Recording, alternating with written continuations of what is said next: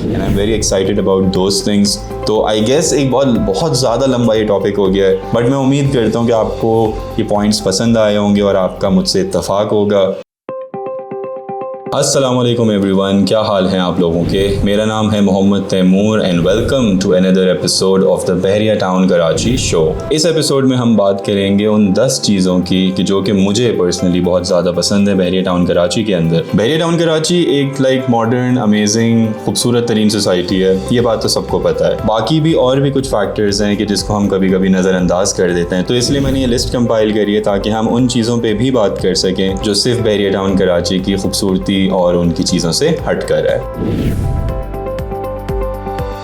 Alright, so number 10 के ऊपर है कि आसमान को देखना, क्योंकि यहाँ पे पोल की वायर्स और वो चीज़ें नहीं हैं। मतलब ये मैं बता नहीं सकता कि ये कितनी छोटी सी बात है, लेकिन इतना इम्पैक्ट डालती है। मतलब पूरी ज़िंदगी कराची में रहे हैं तो हमें जो हमारा आसमान है उसकी क्या खूबसूरती है, क्या चीज़ें, वो उनका पता ही नहीं है। कभी उस चीज़ पे गौर ही नहीं करा। जब बहरिया में फॉर द फर्स्ट टाइम मैं आया था फैमिली के साथ और इवन बाकी लोगों के साथ, तो ये वाला पॉइंट आइडेंटिफाई करने में मुझे थोड़ा टाइम लगा। जब पहली दफ़ा बहरिया को देख रहे हो या जनरली वैसे ही देख रहे हो तो वो खूबसूरत लगता है, पर उसका रीज़न समझ नहीं आ रहा होता कि क्या ऐसी वजूहात हैं कि जिस वजह से वो खूबसूरत लग रहा है। तो फिर जब उस पर गौर किया तो एक दिन हमें बैठे बैठे एकदम से, जैसे होता है ना कि चीज़ सामने है लेकिन आप उसको देख नहीं पा रहे, तो उसी तरीके से बैठे बैठे एकदम से ये रियलाइज़ हुआ कि यार यहाँ तो हाँ स्ट्रीट वायर्स नहीं है और इलेक्ट्रिक की केबल्स और वायर्स और वो वाली चीज़ें इस तरीके से नहीं जा रही, जो कि कराची का काफ़ी बुरा हाल करके जिन्होंने रखा हुआ है। और मॉडर्न इंफ्रास्ट्रक्चर की वजह से सारी की सारी वायर्स अंडरग्राउंड केबल्स के थ्रू आगे बढ़ रही हैं। तो दैट वाज वेरी इंटरेस्टिंग। सो इसलिए नंबर 10 के ऊपर आसमान की खूबसूरती और उसको सही तरह आइडेंटिफाई करना, सही तरह देखना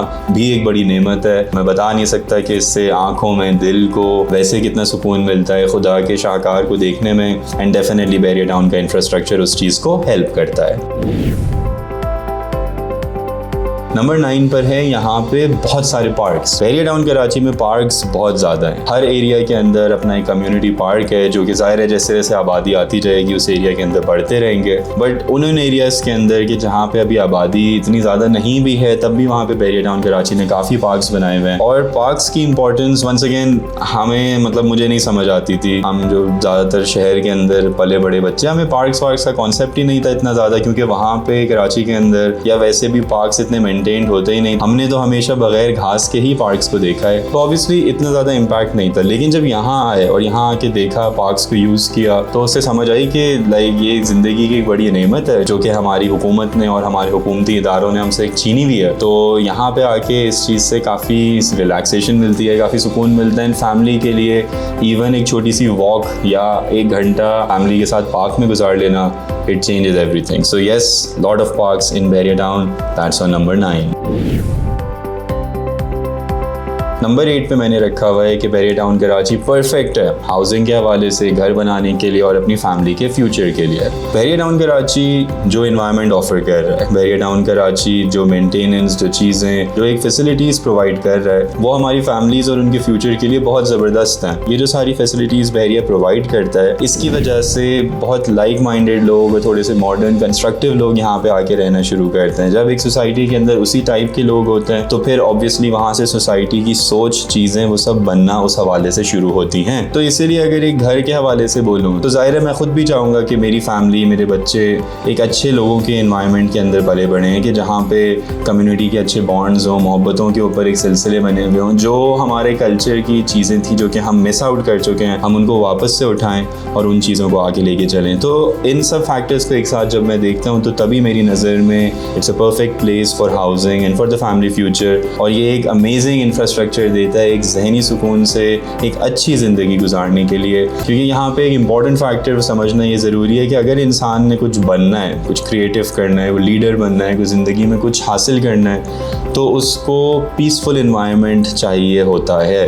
उसके घर के अंदर का माहौल, उसके शहर का माहौल, उसकी चीज़ों के माहौल के अंदर पीस होना चाहिए। अब ज़ाहिर है हम मुल्क पे तो कंट्रोल कर नहीं सकते, ना शहर पे कंट्रोल कर सकते हैं, बट एक लिमिटेड एरिया के ऊपर कंट्रोल हम ज़रूर ला सकते हैं। और अभी तक अल्हम्दुलिल्लाह जो बहरिया टाउन कराची ने इन्वायरमेंट प्रोवाइड किया है उसमें काफ़ी पीस होता है। सो इसीलिए मतलब मैं चाहूँगा कि मेरी औलादें, मेरी फैमिली इस इन्वायरमेंट के अंदर पले बढ़ें ताकि उनका जहन खुलने की कैपेसिटी रखता हो, रात दिन कि वो उन्हीं झमेलों के अंदर फंसे हुए हों कि जिस वजह से मुझे खुद नफरत हो गई थी इस मुल्क से और मैं यहाँ से भागना चाह रहा था। तो definitely that is not something that I would want for anyone's family. मेरे ख्याल से पाकिस्तानियों को पाकिस्तान में रहना चाहिए, बेशक बाहर भी जाएँ, अपने मुल्क से कनेक्टेड रहें, लेकिन इस मुल्क में अभी बहुत कुछ है देने के लिए, तो इसलिए हमने उस पर उम्मीद नहीं हारनी। तो बहरिया ये वाला एक पॉइंट भी बहुत स्ट्रांगली ऑफर करता है। नंबर 7 पे मैंने रखा हुआ है अमेजिंग इन्वेस्टमेंट अपॉर्चुनिटीज़। अब मतलब बिजनेस, प्लॉट्स और ये चीज़ें, इन सबको तो एक जगह रखो, इसके आगे भी और ज़ाहिर दुनिया है। There are lot of things that are happening. जैसे कि मैंने अपने प्रीवियस ब्लॉग्स के अंदर भी बात करी हुई है, बहरिया का जो इंफ्रास्ट्रक्चर है और जो इनका प्लान है और ये जिस तरीके से इसको लेके चल रहे हैं, तो बहरिया टाउन कराची में फॉरेन इन्वेस्टमेंट बहुत ज़्यादा आने वाली है। लीज जैसे ही आ जानी है उसके बाद इसका आउटलुक चेंज हो जाएगा। यहाँ पे तीसरी बड़ी मस्जिद है, पाकिस्तान का सबसे बड़ा स्टेडियम है, उनके कमर्शियल एवेन्यूज़ हैं, जो इंफ्रास्ट्रक्चर ये प्रोवाइड कर रहे हैं, ये एक दुबई के एलिमेंट को और एक मिडिल ईस्ट के फैक्टर्स को अपने साथ साथ लेके चल रहा है। तो इसमें फॉरेन इन्वेस्टर्स बहुत ज़्यादा इंटरेस्टेड होंगे एंड ऑब्वियसली फॉरेन इन्वेस्टर्स एक लेटर ऑन स्टेज के ऊपर आती है। जो लोकल इन्वेस्टर्स होते हैं उनको इससे काफ़ी ज़्यादा फ़ायदा होता है। तो नॉट ओनली जो एक सोच है छोटी वाली कि अच्छा भी प्रॉपर्टी लो और 1 साल 2 साल बाद बेच दो, वो तो ठीक है, उसमें तो पैसा मिलता ही है, वो तो सब जगह मिल जाता है। लेकिन वाई इज़ बहरिया सेपरेट और why is it so special? वो स्पेशल इस वजह से ये कि यहाँ का जो फ्यूचर है ना, या जो चीज़ें या जो इंफ्रास्ट्रक्चर इसमें प्लेस हुआ हुआ है, वो इतना सॉलिड है और इतना ज़बरदस्त बना हुआ है कि वो ऑब्वियसली डिफरेंट सोच के रखने वाले लोगों को अट्रैक्ट ज़रूर करेगा। एंड ये मेरी अपनी प्रेडिक्शन है, obviously no one can define it 100%, लेकिन मेरी नज़र में Bahria is an amazing investment opportunity और उन लोगों के लिए परफेक्ट है कि जो कि सिर्फ पैसा पैसा पैसा पैसा नहीं कर रहे होते। ऑब्वियसली देखो, पैसा इज़ वेरी इंपॉर्टेंट, हर चीज़ बहुत ज़रूरी है, लेकिन एक अक्लमंद इन्वेस्टर सिर्फ और सिर्फ टैंजिबल, मतलब वो चीज़ें कि जिनको आप गिन सको, काउंट कर सको, सिर्फ उसके ऊपर फैसला नहीं लेता। टैंजिबल और इनटैंजिबल का कॉम्बिनेशन साथ चल रहा होता है। टैंजिबल वो चीज़ें कि कितना पैसा आया, कितना प्रॉफिट हुआ। इनटैंजिबल ये चीज़ें कि इससे मुझे लॉन्ग टर्म इम्पैक्ट क्या चीज़ है, कल को कोई फ्यूचर के अंदर कोई एलिमेंट मैंने इसके अंदर डालना है। तो ये जो इनटैंजिबल फैक्टर्स होते हैं ना, ये ज़्यादा भारी होते हैं और ये ज़्यादा इंपॉर्टेंस देते हैं लोगों को। हाँ, जिनको सिर्फ और सिर्फ पैसे से रिलेटेड है कि यार बस अभी डालूँ और सिर्फ पैसा मुझे चाहिए, कोई विजन नहीं है, कोई नई चीज़ नहीं करना चाहते, कोई रिस्क नहीं लेना चाहते, कोई लाइफ को जीना नहीं चाहते, बस सिर्फ पैसा हब हब पैसे बैंक में पड़े हो, काउंट कर रहे हो, ज़िंदगी में उससे एक्चुअली में कोई फ़र्क पड़ता है नहीं। अल्लाह ने जितना हमारे मुकद्दर में लिखा हुआ है उतना ही हम इस्तेमाल कर सकते हैं, अकाउंटों में, प्रॉपर्टियों में कितने भी करोड़ों रुपए पड़े हुए हों। तो तभी मैं बहरिया टाउन कराची को एक अमेजिंग इन्वेस्टमेंट अपॉर्चुनिटी मानता हूँ, लॉन्ग टर्म के हवाले से भी और फ्यूचर का तो खैर मैं काफ़ी एक्साइटेड हूँ। हमें नहीं पता कि ये कैसा बन सकता है आगे जाके।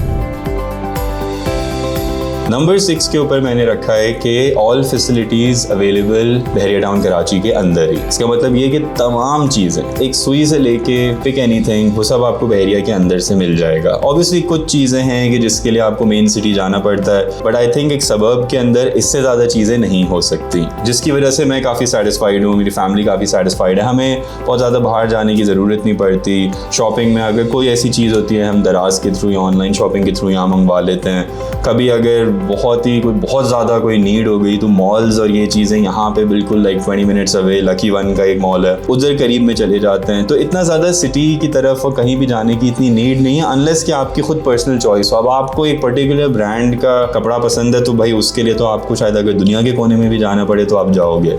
लेकिन apart from that basic necessities, क्या बेसिक नेसेसिटीज़ से काफ़ी ऊपर की भी चीज़ें यहाँ पे अच्छी खासी अवेलेबल है। चाहे वो इम्तियाज़ के थ्रू हो, यहाँ पे बहुत सारे छोटे छोटे डिपार्टमेंटल स्टोर्स हैं जो कि बहुत अच्छा काम कर रहे हैं। एक्चुअली में वो छोटे नहीं हैं, अच्छे खासे बड़े हैं, एंड दैट इज़ वाई सारी फैसिलिटीज़, एवरी सिंगल थिंग हमें यहीं मिल जाती है, हमें कोई परेशानी नहीं होती, इवन इंक्लूडिंग हेल्थ। अच्छा, इन सब के ऊपर मैं सेपरेटली वीडियोस तो बनाता रहूँगा, but just a little introduction about these things, even including health के हवाले से हॉस्पिटल, फार्मेसीज, चीज़ें ये सब मौजूद हैं हेल्थ के ऊपर, और इन सब के ऊपर मैं थोड़ा सा इन डेप्थ बाद में बात करूँगा। बट पॉइंट नंबर 6 के अंदर कि तमाम फैसिलिटीज़ बहरिया टाउन के विसिनिटी के अंदर ही अंदर हमें मिल जाती हैं, बाहर जाने की कोई ज़रूरत नहीं होती। नंबर 5 के ऊपर मैंने रखा हुआ है कि शहर से दूर और कम पोल्यूशन। यार ये एक बड़ा इंपॉर्टेंट फैक्टर है। इस चीज़ को जब मैं सिटी के अंदर रहता था तब इतना ज़्यादा नहीं पता चलता था, लेकिन अब काफ़ी चीज़ें फील होती हैं सांस के हवाले से, पेरेंट्स की हेल्थ के हवाले से, लाइक एवरीथिंग चेंजेस। अच्छा, कराची में जब हम रह रहे थे तो हमें पता भी नहीं चलता। कराची वाले जिनके ऊपर ज़ाहिर है ये एक पोल्यूशन और इन सब चीज़ों का अजाब मुसल्लत हुआ है, और वो इतनी पोल्यूशन है कि वो हमारी विजिबिलिटी को रिस्ट्रिक्ट करता है। हम डेली बेसिस के ऊपर कार्बन को इनहेल कर रहे हैं, अलग अलग किस्म के पोल्यूटेंट्स को इनहेल कर रहे हैं। ये किस किस किस्म की बीमारियां दे रही है। हम इनको मानते नहीं हैं कि ये चीज़ें इंपॉर्टेंट होती हैं, लेकिन ट्रस्ट मी ये बहुत इंपॉर्टेंट होती है। इससे लाइफ का पूरा पर्सपेक्टिव और अपनी ज़िंदगी एक बेहतर तरीके से गुजारने का एक तरीका मिलता है। ज़ाहिर है जिन लोगों ने कभी गुजारी नहीं है उनको पता ही नहीं चलेगा, लेकिन जिन लोगों ने गुजार ली है उनके लिए वापस स्टेप बैक करना काफ़ी मुश्किल काम है। तो इसलिए पॉइंट नंबर 5 में ये एक बहुत ज़रूरी पॉइंट है। पॉइंट नंबर 4 पे हम बात करेंगे, वो है गुड सिक्योरिटी।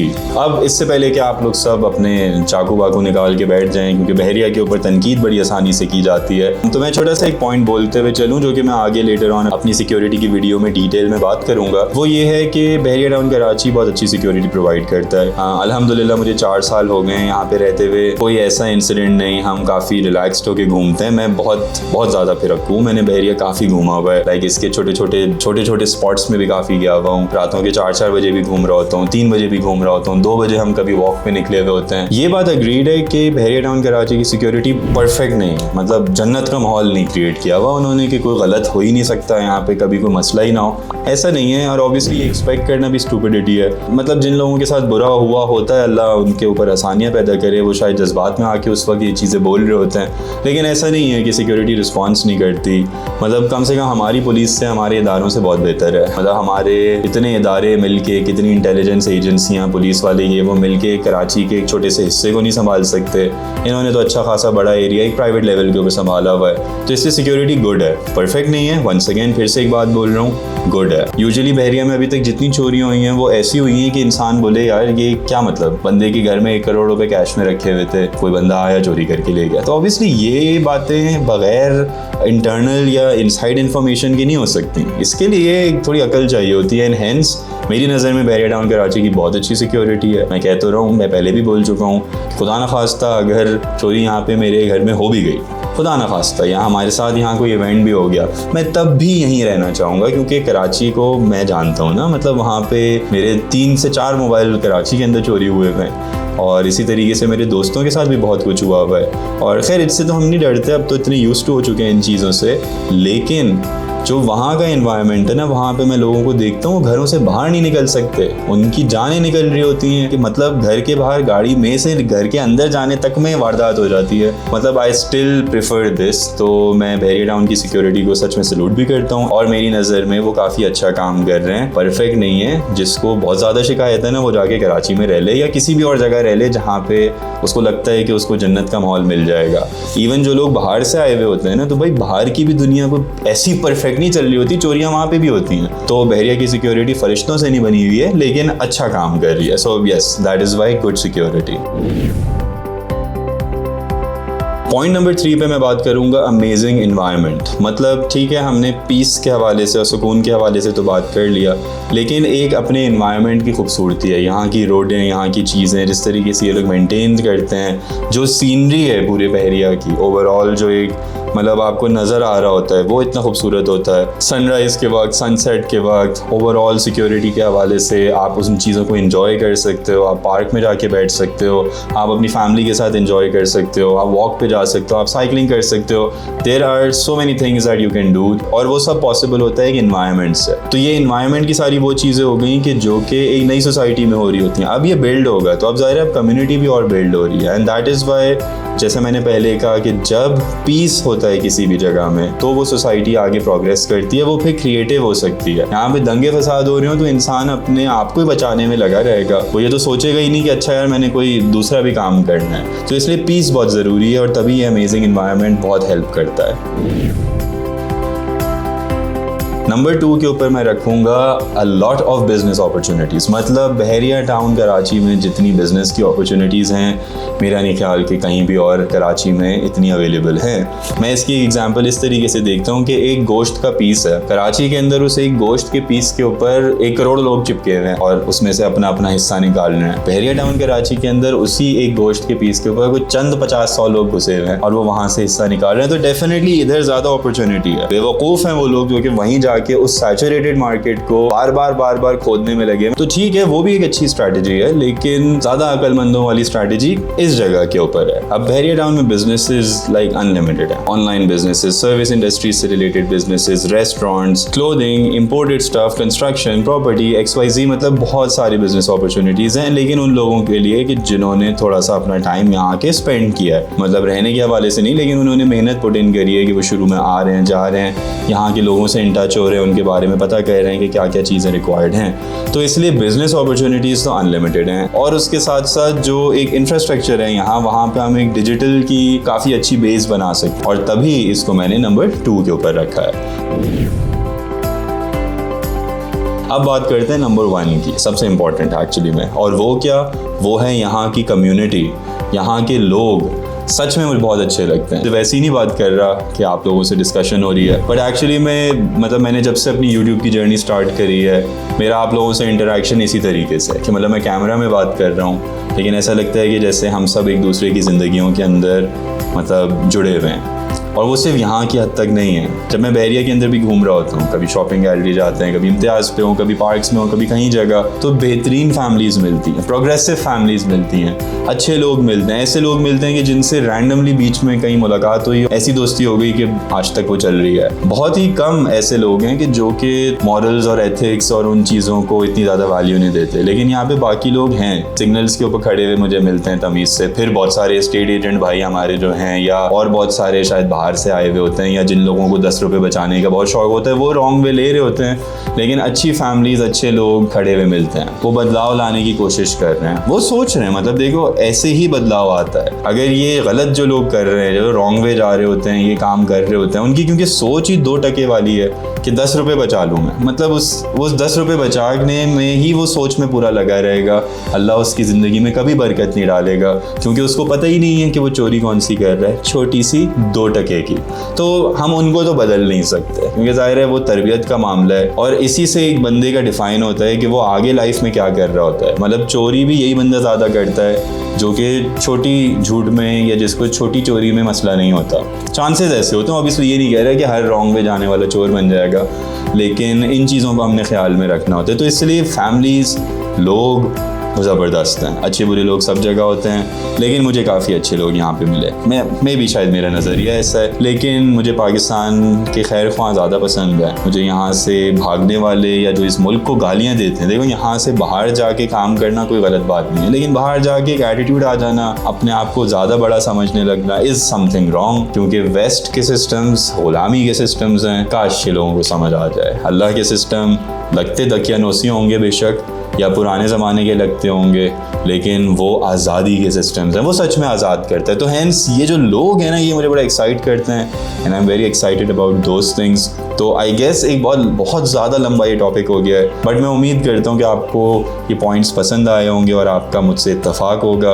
अगर कोई डिफरेंस ऑफ ओपिनियन है तो कमेंट्स में मुझे बताइएगा, and I hope you like the video. Take care of yourself, I am gonna see you in the next video. अपना बहुत ख्याल रखें। अल्लाह हाफिज़।